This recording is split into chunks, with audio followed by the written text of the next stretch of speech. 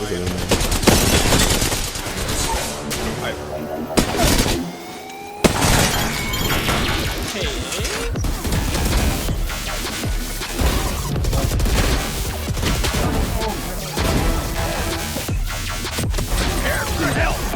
On spin. Last player standing.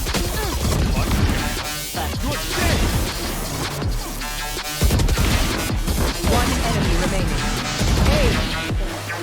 They do have a three-man stuck on this side. Device just had a really rough game. Flashed, he's gonna get that shot, and then has to feel a little bit going out middle of the air to take down Alex, and now they're pushing. Oh, you've got to be kidding me! He takes every single one from nothing. There's a lot of speculation behind aim training and whether or not it's even worth doing when you're trying to improve in the games you play. People who are new to first-person shooters on PC hear about Kovacs, Aimlab, and other free aim trainers. Some say it's worth it, and some say it isn't. But you see the pros do it, so it must work, right?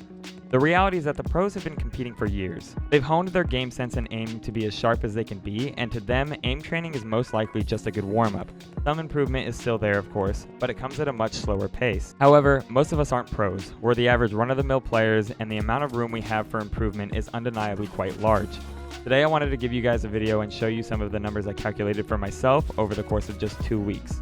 I was going to do a full 30 days, but, well, gamers are lazy, so I figured I'd shorten the time to about half in order to give a better perspective on the type of improvement you can achieve short-term rather than long-term.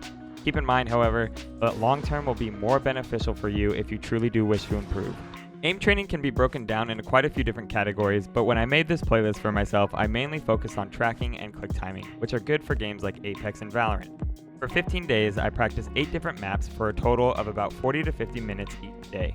Keep in mind that at this point in time, I had put about 250 hours into Kovacs after about a year. But remember, it's not about how much time you put into something, it's about how much quality time you put into something. Currently shown on the screen are the maps I train and the amount of reps I put into each one. The reps varied based on the length of each map. For example, I did Kata Icy long strafes and close fast strafes 5 times each day because the challenges for those maps are 1 minute each. However, I only did Plaza High Ground and Low Ground twice because they took me about 2.5 minutes to complete each challenge. So now let's go over these maps so you can get a better idea on how they work. Kata Icy long strafes and close fast strafes invincible. These maps serve quite similar functions when it comes to improving your aim. Both are tracking focused and require staying on a moving target, but long strafes focuses more on steady hand movement over long stretches with a tiny bit of vertical movement. Close fast strafes is a bit more challenging because it's much faster pace and closer up, and it makes it a lot harder to stay on target and get better scores. Plaza High Ground and Plaza Low Ground Easy. These maps were very challenging for me because they were longer challenges than the average minute, and each bot moves differently. 1 minute you'll have a long strafes bot, a fast strafes one, then a mix of both, and then you have the UFO bots at the end, and so on and so forth. These maps are a great tool for transferring your tracking to targets that move differently, but also great for improving your reactive sense. They also help you to improve in a game like Apex, where you have to track people at higher and lower elevations at high speeds depending on your positioning. Vertical fast strafes. Since I had already thrown in so much time into tracking with this routine, I only did vertical fast strafes twice each day. I didn't want to overdo it, but it's important to have control over your mouse, not just horizontally, but vertically as well. When you're able to combine solid horizontal and vertical mouse control, it'll make things a lot easier when it comes to improving your crosshair placement, and having good crosshair placement is going to make you a lot better in games like Valorant and CSGO. Reflex Flick Hard. This map overall is not a very good one in terms of growth, but it's still fun to do. Reflex Flick Hard has small targets that quickly appear and disappear, giving you little time to flick and hit the target. This definitely helped me to develop a bit of reaction time and taught me in a way to pace myself. I have a very low sensitivity, and so it's much more beneficial for me to move with my arm and then micro adjust with my wrist. And while there's better exercises for this, it did still help me in some ways. 1 wall 6 targets small and 1 wall 5 targets Pasu. Both of these wonderful headaches are click timing maps, and as annoying as they can be, they truly do work. 1 wall 6 targets small is a better version of Reflex Flick Hard. It can help teach you to pace yourself, but it's much more beneficial when it comes down to getting better at micro adjustments. 1 wall 5 targets Pasu is great for pacing yourself as well, but it also teaches you how to be more selective with your shots on moving targets. The goal of both of these is to be as accurate as you can at a comfortable speed, and over time you'll see both your speed and accuracy improve if you keep working on it. The thing about aim training is that unless you have a coach from the very start, you're basically taking yourself on a journey where you learn as you go, and that journey can become very, very long. If I'm being completely honest, not every scenario or map you find is actually going to be worth doing. They all have their benefits, but some offer more fun than they do growth. Over the last couple of weeks, I've made some friends in the aim training community, and I was actually introduced to the Voltaic benchmark system. Basically, there's a group of people that created a Discord server and a Google Sheets document where you can put in your high scores and your averages to calculate what level of ranking you're at in terms of progress. But I'll go more over that at the end of the video for those who are interested. Now, I calculated all my scores over this time period and charted each of them down in tables separated by the day. Super tedious, and I'm sure there was a much easier way to do this, but whatever. You live and you learn. After charting my scores, I made some graphs to get a proper visual while I compared them. And even for only a 15-day time window, I was very surprised to see the results and for some the lack of.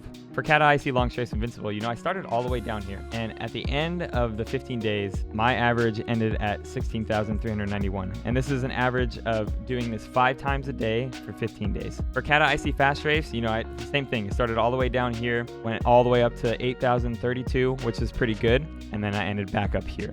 For most of these, you'll see like the fluctuations. I had some pretty heavy nights of drinking, I'm pretty sure. So obviously when it comes to, training muscle groups or even just aim training or doing any kinds of sports activities, if you're heavily drinking or if you're not taking care of your health, the decline in your performance is obviously going to show. So if that's something that you truly care about, then don't do it. But I'm a functioning alcoholic and I like to drink when I game sometimes when I'm playing with my friends. Reflex flick hard. This was honestly the most surprising one to me, just because I had a super slow start. But over time, especially at the end stretch, I made a huge jump, and I think actually my high score for this exercise is 1700. High scores don't mean a lot. They're nice to break, but it's your average that really means how well you're doing, how much you're improving. However, like I said before, Reflex Flick Hard, it just doesn't really offer that much. It was just more fun than anything. I'm glad I did it for the time that I did, but I actually did ultimately end up dropping it from my routine. Down here on the bottom left, you've got high ground, low ground, and then the 1 wall 6 targets. For 1 wall 6 targets, you can see it. My average improved pretty well. I started at 732. I ended at 885. This was honestly one of my favorites. It's really important to have good quick timing and reaction time when it comes to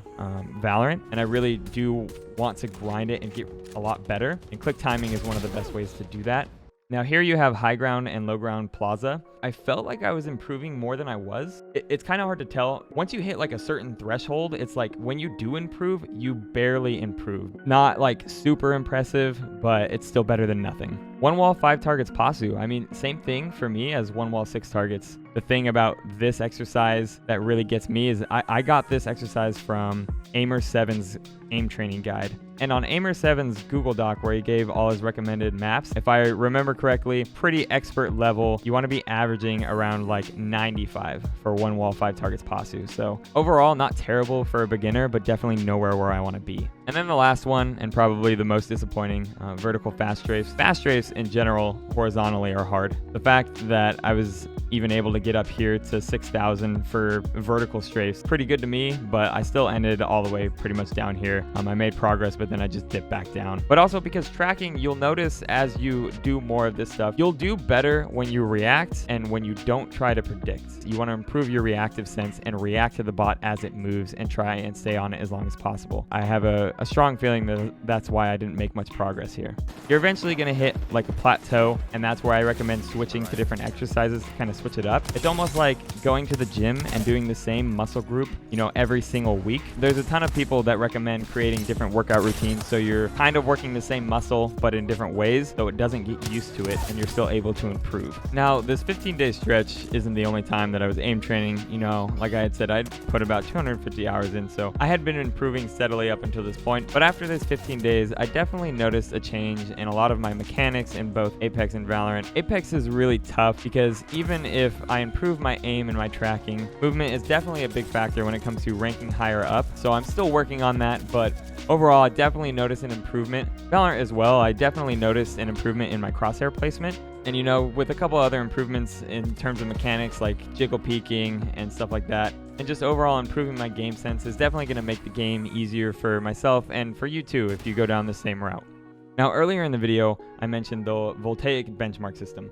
Now, you can probably just look them up, but I will also leave a link down in the description below to this Discord. If you go to the resources channel, you can go down here to useful tools. They're going to have the progression sheet for benchmarks and routines.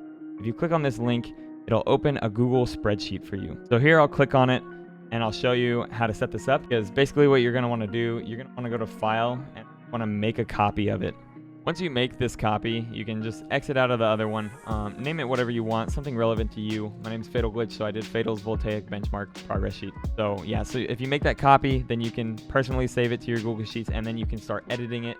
So this is what it's going to look like. You can see it's the advanced requirements, and I didn't know that there was an intermediate requirements until someone had mentioned it to me. You would think that with the amount of time that I've put into Kovacs that it would be a lot better, but I'm actually just barely silver and gold on most of the stuff that I've done. I'm a lot better at my clicking. My dynamic and static are pretty good, but my tracking and my switching definitely could use some work. I'm a pretty competitive person, and I like to be good at the things that I do. I don't like it when people give me shit or talk down on me, so I kind of want to be better than everybody else. So I'm actually really happy to have found this out, and I look forward to seeing where it takes me. But for anyone who truly wants to put in the work and the time to get better, I definitely recommend using this. So yeah, super happy with how this video turned out. Aim training really does work, so if that's something you're interested in, definitely recommend the Voltaic benchmark system if you want to grind and get really good. If not, you can always use the free aim trainers, Aimlab, or some of the third-party ones out there. I mean, if it's not your thing, it's not your thing, but I hope this helped the people that it reached. So yeah, if you guys enjoyed the video, don't forget to like and subscribe. And if you ever have any questions for me, or if you want to stay updated on my benchmark progress, you can always pop into my Twitch stream. I stream every Monday, Tuesday, and Thursday, link down in the description below. And I hope you guys have a good rest of your day. Thank you for tuning in. I appreciate all the love, and I'll see you in the next video.